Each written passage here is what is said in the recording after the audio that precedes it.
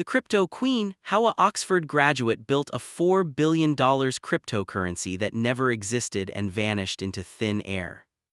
On October 25, 2017, a 37-year-old woman boarded a run flight from Sofia, Bulgaria to Athens, Greece, carrying only a small handbag and wearing designer clothes that cost more than most people earn in a year.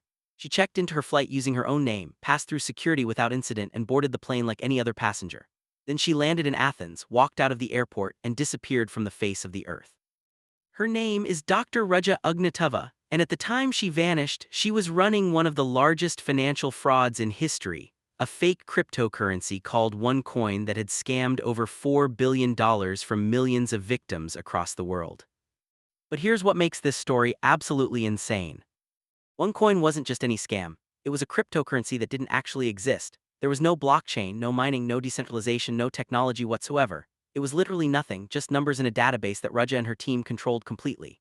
And yet she convinced millions of people in over 175 countries to invest their life savings into it. She filled stadiums with believers who cheered her name like a rock star. She appeared on magazine covers. She networked with politicians and business leaders, and then she vanished before law enforcement could arrest her.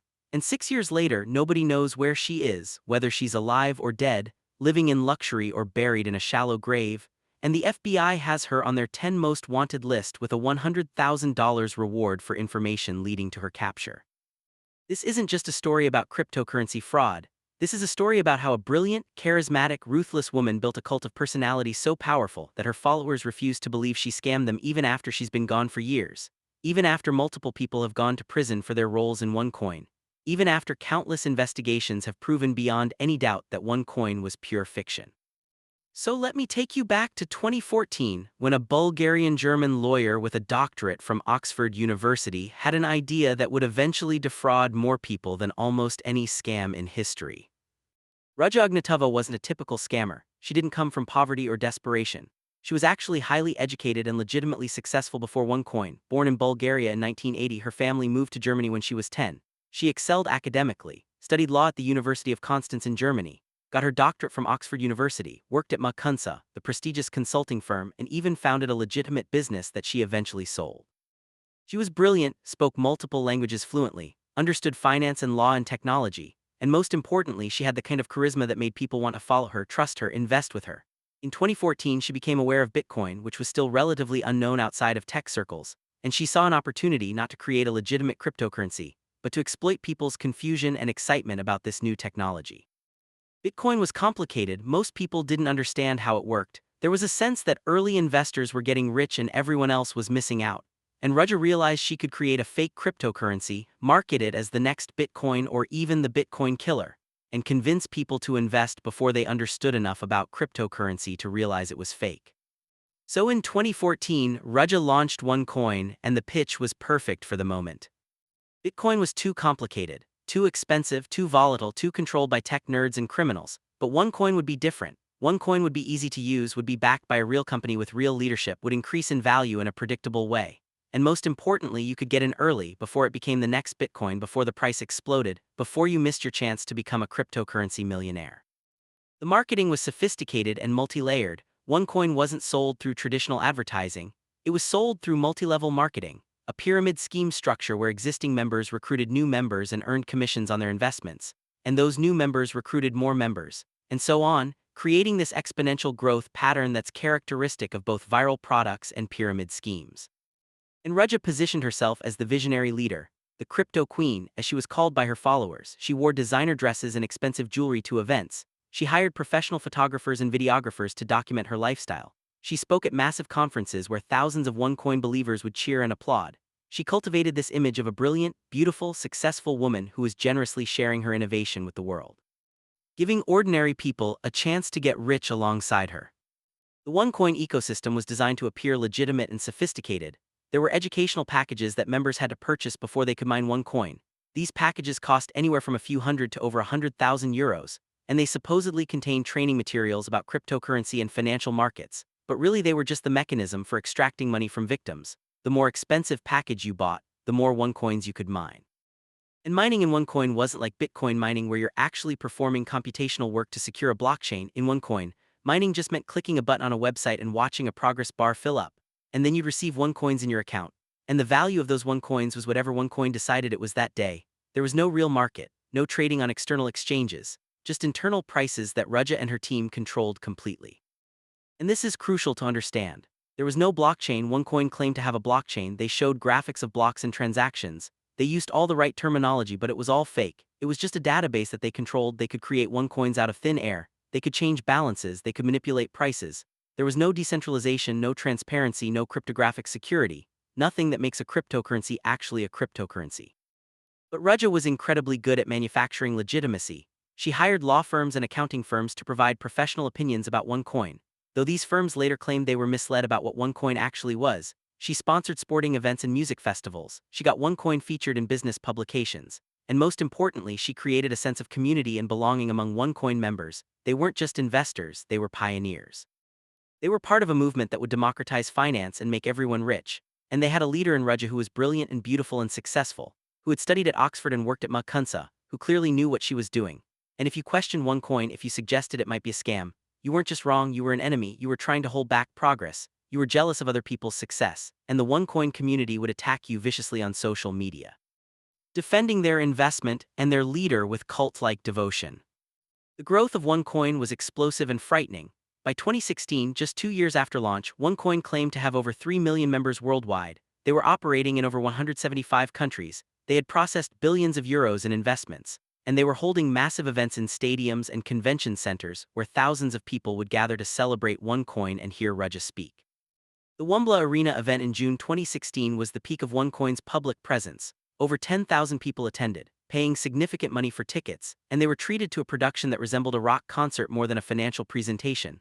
There were lights and music and video presentations, and when Raja walked on stage in a red ball gown, the crowd erupted in applause and cheers. She spoke for nearly an hour about OneCoin's vision, about how they were building the future of finance, about how everyone in the audience was going to be rich beyond their wildest dreams, and the crowd believed her. They absolutely believed her because everything about the presentation was designed to create belief. The production values, the testimonials from people who claimed OneCoin had changed their lives, the slides showing OneCoin's growth and future projections, all of it was calculated to overwhelm skepticism with emotion and excitement. But behind the scenes, the operation was falling apart. Law enforcement agencies across multiple countries were investigating OneCoin. Financial regulators were issuing warnings, and most importantly, Raja knew that the scam couldn't last forever. She had extracted hundreds of millions of euros for herself, bought luxury apartments in multiple countries, acquired expensive jewelry and art, and she was preparing for the inevitable collapse. Her brother, Konstantin Ignatov, was increasingly involved in running OneCoin, and various other associates were managing different aspects of the operation. But Raja was still the face, still the crypto queen, still the person everyone believed in. And then in 2017, the pressure intensified. Authorities were getting closer. They were interviewing witnesses, examining financial records, building cases, and Raja made the decision to disappear. On October 25, 2017, Raja boarded that flight from Sofia to Athens, and that's the last confirmed sighting of her. She never returned to Bulgaria. She missed a scheduled appearance at a major OneCoin event in Lisbon. And OneCoin initially told members that she was delayed, that she would appear soon, but she never did. Weeks turned into months, months turned into years, and Raja never reappeared. In her absence, OneCoin continued operating for a while. Her brother Konstantin took over leadership, and they kept selling packages and holding events and claiming everything was fine. But without Raja, without the crypto queen, the energy was different. People started asking more questions, investigators started making arrests, and the whole thing began to unravel. In March 2019, Konstantin Ignatov was arrested by the FBI when he landed at Los Angeles International Airport, charged with wire fraud, conspiracy to commit wire fraud, and conspiracy to commit money laundering. And when faced with decades in prison, he cooperated with authorities, pleading guilty and providing detailed testimony about how OneCoin worked, how it was all fake, how they had scammed billions from millions of victims, and most importantly, what happened to Raja. According to Konstantin's testimony and other evidence gathered by investigators, Raja had known for years that OneCoin was fraudulent. She had received legal advice that she was likely to be arrested if she returned to certain countries. She had moved money into accounts that would be hard to trace or freeze, and in the months before her disappearance, she had become increasingly paranoid about surveillance and arrest. There's evidence that she consulted with lawyers and security advisors about how to disappear, that she obtained multiple passports from different countries, that she had access to significant cryptocurrency holdings, real cryptocurrencies like Bitcoin that couldn't be easily traced, and when she finally disappeared, she did it carefully, flying to a country where she had connections, using a route that wouldn't immediately trigger alerts, and then vanishing into a network that had been prepared in advance. But where did she go, and is she even still alive? These are the questions that haunt this case because there are multiple theories and very little confirmed information. Theory 1 is that Ruja is alive and living under a new identity somewhere in the world, possibly in Russia or another country without an extradition treaty with Western nations. She would have had the resources to buy new identification documents, to pay for protection, to create a new life, and she was certainly smart enough to plan this carefully. This theory is supported by the fact that there have been alleged sightings of her in various locations, that some of her known associates have refused to cooperate with investigations in ways that suggest they're still protecting her, and that significant amounts of money she controlled have never been recovered, suggesting someone is still accessing those funds. Theory 2 is much darker, that Ruja was murdered possibly by organized crime figures who were involved in OneCoin and didn't want her to cooperate with authorities or who wanted to take the money she had stolen. There are rumors, unconfirmed but persistent, that Bulgarian organized crime was involved in OneCoin's operations, that they provided muscle and money laundering services, and that Ruja's disappearance wasn't voluntary but was actually an execution. This theory is supported by the fact that Bulgaria has a significant problem with organized crime and that several people connected to OneCoin have died under suspicious circumstances, but there's no body, no concrete evidence, just whispers and speculation. Theory 3 is perhaps the most intriguing, that Ruja is dead but not murdered, that she underwent plastic surgery and changed her identity but then died from complications or from some other cause, and whoever helped her disappear has kept that information secret because they're still profiting from the mystery, still accessing her accounts, still using her disappearance as leverage in various ways. This would explain why there have been no confirmed sightings, why law enforcement hasn't been able to track her despite massive resources and international cooperation, and why some of her associates seem confident she won't be found.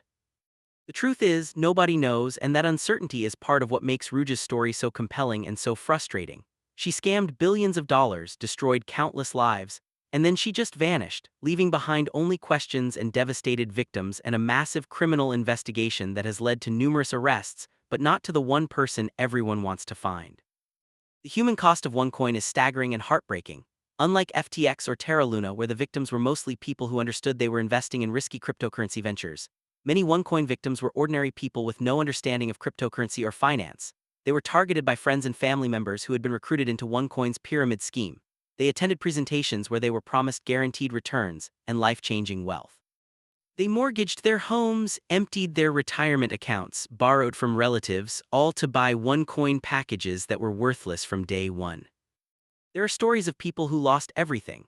A woman in Uganda who sold her small shop to invest in OneCoin and now has nothing.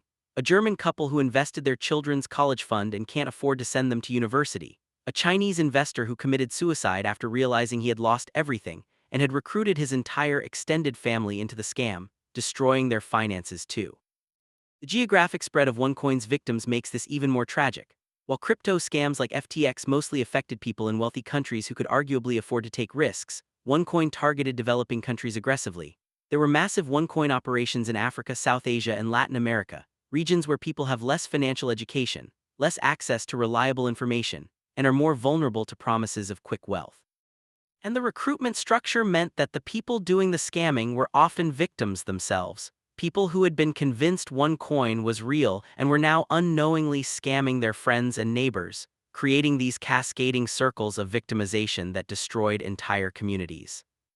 In some villages in Uganda and Kenya, nearly everyone invested in OneCoin because their neighbors were promoting it.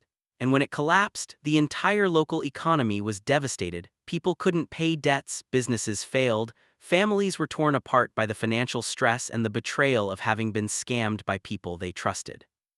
The legal aftermath of OneCoin has been complex and multinational, because OneCoin operated in so many countries with different legal systems and different levels of resources for prosecution. Catching and punishing everyone involved has been nearly impossible. Konstantin Ignatov pleaded guilty in the United States and is cooperating with authorities, but his sentencing keeps being delayed, presumably because he's providing ongoing cooperation. Mark Scott, an American lawyer who helped OneCoin launder hundreds of millions of dollars, was convicted in 2019 and sentenced to 10 years in prison. He had used his position at a legitimate law firm to create complex structures that made OneCoin's stolen money appear legitimate, and he was paid millions for these services, making him one of the few people who got rich from OneCoin and actually faced consequences. Sebastian Greenwood, who was OneCoin's second-in-command before Ruja disappeared, was arrested in Thailand in 2018, extradited to the United States, and pleaded guilty to multiple charges. He's awaiting sentencing but faces potentially decades in prison. And he has also cooperated with authorities, providing details about how OneCoin operated and where money went. But hundreds of other OneCoin promoters and organizers have never faced charges. They recruited thousands of victims, made millions in commissions, and when OneCoin collapsed they simply moved on to the next scam, because that's what many of them were, professional multi-level marketing promoters who had sold other questionable products before OneCoin and continued afterward. They saw OneCoin as just another opportunity, another product to sell. And they didn't think much about whether it was legitimate or whether they were destroying people's lives. They just cared about their commission checks. And then there are the truly deluded believers, people who recruited aggressively for OneCoin because they genuinely believed it was real, who lost their own money but made some back by recruiting others, and who even now, years after the scam has been exposed, after arrests and guilty pleas and mountains of evidence, still insist that OneCoin was real and that Ruja is coming back to vindicate them. There are still OneCoin groups on social media where people discuss when OneCoin will relaunch, when their coins will be worth something, when Ruja will return in triumph and prove all the doubters wrong. This is cult-like devotion that has survived contact with reality, and it shows how powerful Ruja's manipulation was, how effectively she convinced people that she was special, that OneCoin was special, that everyone who questioned it was an enemy to be ignored. The investigative journalism around OneCoin has been extraordinary and played a crucial role in exposing the fraud. The BBC podcast, The Missing Cryptoqueen, hosted by Jamie Bartlett, is a masterwork of investigative journalism, tracking Ruja's story from her early life through the creation of OneCoin to her disappearance and the ongoing search for her, interviewing victims, investigators, former OneCoin employees, and people who knew Ruja. Piecing together how someone who seemed so successful and legitimate could be running such a massive fraud. The podcast revealed details that law enforcement hadn't made public, identified patterns in how OneCoin operated, and most importantly, gave voice to victims whose stories might otherwise never be heard. People from around the world who had lost everything to OneCoin and were trying to understand how they had been deceived so completely. Other journalists have also investigated OneCoin extensively, publishing articles and documentaries that have kept public attention on the case and put pressure on authorities to continue pursuing Ruja and her associates. The technology angle of OneCoin is fascinating in how brazen the lie was. Cryptocurrency experts who examined OneCoin's claims could immediately tell it was fake. The blockchain that OneCoin claimed to have didn't exist in any meaningful sense. There was no public ledger that anyone could examine, no way to verify transactions independently, no cryptographic proof of anything. When OneCoin would release updates claiming they had processed millions of transactions or that their blockchain had reached some milestone, there was literally nothing behind those claims, just press releases and graphics that looked professional but represented nothing. Yet most OneCoin investors never looked at the technical details. They trusted that OneCoin's claims were true because Ruja said they were true, because they saw other people making money, not realizing that the money was just coming from new investors, not from any real increase in value, and because the alternative was admitting they had been scammed, which is psychologically difficult, especially when you've recruited friends and family into the scam too. Nobody wants to believe they've been deceived. Especially when accepting that truth means accepting you've also helped deceive others. Ruja's background adds layers to this story that make it even more intriguing. She wasn't a career criminal. She had legitimate credentials and career success before OneCoin, so what made her decide to commit fraud on such a massive scale? Some people who knew her before OneCoin describe her as ambitious and intelligent, but also as someone who wanted recognition and luxury, who felt she deserved more than what her legitimate career was providing, and who was willing to cut corners to get what she wanted. There are reports that before OneCoin, she was involved in other questionable business ventures, nothing on the scale of OneCoin but showing a pattern of prioritizing money over ethics. And some former associates suggest that she had a contempt for ordinary people, a belief that most people were stupid and deserved to be exploited, which would explain how she could scam millions without apparent remorse. But other people who knew her paint a different picture, describing her as charming and generous, as someone who helped friends and family, who seemed to genuinely believe she was providing value to OneCoin members, and who perhaps convinced herself that OneCoin would eventually become legitimate, that she would build a real cryptocurrency platform once she had enough resources, though of course that never happened. The question of whether Ruja felt guilt or remorse is unanswerable. There's no interview where she confessed or explained her motivations. There's only her actions, which were those of someone building an elaborate fraud while living lavishly on stolen money. The luxury apartments in multiple capitals, the expensive jewelry, the designer clothes, the private jets, all funded by people who couldn't afford to lose the money they invested. People who were borrowing and mortgaging and sacrificing to buy one-coin packages that were worthless. And she knew this. She absolutely knew this because she was the one controlling the system, creating coins out of nothing, setting arbitrary prices, preventing people from cashing out when they wanted to. And when the pressure got too intense, when arrest seemed imminent, she didn't turn herself in or try to make things right. She ran, she disappeared, prioritizing her own freedom over any responsibility to the people she had scammed. The FBI's inclusion of Ruja on their 10 most wanted list is significant and shows how seriously U.S. authorities take this case. She's one of only a handful of women who have ever been on that list, and the $100,000 reward for information is substantial. Though small compared to the billions she stole, being on that list means constant international attention, means that law enforcement agencies worldwide are theoretically looking for her, means that if she is alive, she's living under constant threat of exposure, unable to live openly, unable to use her real identity, unable to access most of her money without risking detection. But it also means she's achieved a kind of infamous fame. She's the crypto queen not just to her followers but to the world. The woman who pulled off one of the biggest scams in history and got away with it, at least so far. And there's something darkly compelling about that, about someone who beat the system, who outsmarted law enforcement, who is somewhere out there laughing at everyone still looking for her. Or perhaps she's not laughing, perhaps she's terrified and paranoid, constantly looking over her shoulder, unable to trust anyone, unable to enjoy the wealth she stole because spending it might reveal her location. The comparison between OneCoin and other major crypto frauds is instructive. Sam Bankman-Fried with FTX at least built a functional exchange before he started stealing from it.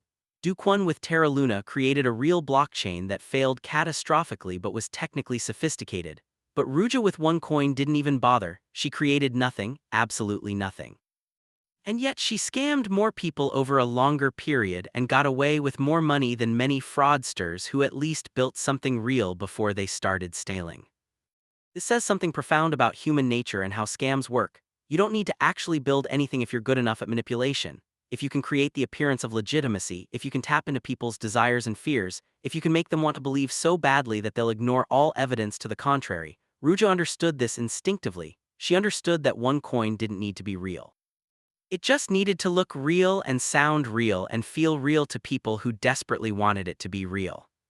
The OneCoin story also reveals the limitations of law enforcement in dealing with international cryptocurrency fraud. Even though OneCoin was obviously fraudulent from early on, even though regulators in multiple countries issued warnings, they couldn't shut it down because it operated across so many jurisdictions, incorporated in different countries, holding events in places with weak financial regulation, moving money through complex networks designed to obscure its origins and destinations. By the time authorities in one country would start investigating, OneCoin would shift operations elsewhere, and the decentralized nature of the scam, with thousands of independent promoters recruiting on their own, meant there was no single point of failure that authorities could target. They could arrest individual promoters, but new ones would emerge. They could freeze accounts in one country, but money would flow through other countries, and by the time they got close to Ruja herself, she was gone. Today, 7 years after Ruja disappeared, the search continues but with diminishing hope. Law enforcement agencies say they're still actively pursuing leads, but acknowledge the trail has gone cold. Alleged sightings are investigated, but none have led anywhere concrete. Financial forensics continue tracking money she controlled, but much of it has been laundered beyond recovery. And the victims, millions of them worldwide, have mostly given up hope of recovering their losses or seeing Ruja brought to justice. The bankruptcy and asset recovery processes have returned pennies on the dollar to some victims, selling off OneCoin's seized assets and distributing the proceeds, but the vast majority of the money is gone, spent by Ruja and her associates on luxury goods and lifestyles, laundered through complex networks, hidden in accounts that may never be found, and the non-financial damage, the destroyed trust, the broken families, the psychological trauma of being deceived so completely, that can never be recovered or compensated. There are still OneCoin believers, incredibly, people who insist that the cryptocurrency was real and will be relaunched, that Ruja was driven away by corrupt authorities who wanted to prevent OneCoin's success, that the negative publicity is all lies spread by competitors and enemies. They gather in online forums and social media groups, sharing conspiracy theories and waiting for vindication that will never come, and this might be the saddest part of the whole story. That even after everything has been exposed, after courts have ruled OneCoin was fraud, after OneCoin's own executives have pleaded guilty and testified it was all fake, Some people still can't accept reality, still can't admit they were deceived, still believe in the crypto queen who took their money and vanished without a trace. The lessons from OneCoin are similar to those from every major financial fraud but with some unique elements. First, credentials and appearance don't guarantee legitimacy. Ruja had a doctorate from Oxford, had worked at McKinsey, wore expensive clothes and spoke confidently. And none of that meant anything, it was all just packaging for a fraud. Second, if you can't verify something independently, you shouldn't invest in it. OneCoin's blockchain didn't exist in any form that could be examined by outside experts. And that should have been an immediate red flag, but most investors never even thought to ask for independent verification. They trusted that someone else had checked, that Ruja wouldn't lie about something so fundamental. Third, multi-level marketing and investment are a dangerous combination. When you're earning money by recruiting others to invest, your incentives become misaligned with truth. You have a financial motivation to believe the investment is legitimate, and to convince others it is, even when evidence suggests otherwise. This creates these cascading waves of self-deception and deception of others that characterize all pyramid schemes. Fourth, be extremely skeptical of investments that target your emotions rather than your rational analysis. OneCoin's events were designed to create excitement and belonging and FOMO, not to provide detailed information about technology and business models. If an investment opportunity feels more like a religious revival or political rally than a financial presentation, that's a massive warning sign. And fifth, understand that in cryptocurrency and other technical fields, it's easy to fake expertise and snow people with jargon. Ruja threw around terms like blockchain and cryptography and distributed ledger, and most people didn't understand those terms well enough to recognize she was using them incorrectly or deceptively. If you don't understand the technology well enough to evaluate claims, either learn more or don't invest. Don't trust that someone else has done the evaluation for you. But perhaps the most important lesson from OneCoin is about human nature and our capacity for self-deception. Smart people, educated people, people who should have known better, invested in OneCoin because they wanted to believe, because the promise of wealth was too attractive to resist, because everyone around them was investing and they didn't want to miss out. And once they had invested, once they had recruited others, it became psychologically necessary to believe OneCoin was real. Because the alternative was admitting they had been scammed and had scammed others, and that's too painful, so they convinced themselves that the doubters were wrong, that the negative publicity was lies, that Ruja was a visionary being persecuted by the establishment. And they held on to that belief even as the evidence mounted, even as arrests happened, even as courts ruled fraud. Because admitting the truth would mean confronting the fact that they had destroyed their own finances and possibly the finances of people they loved, and that's harder than continuing to believe a lie.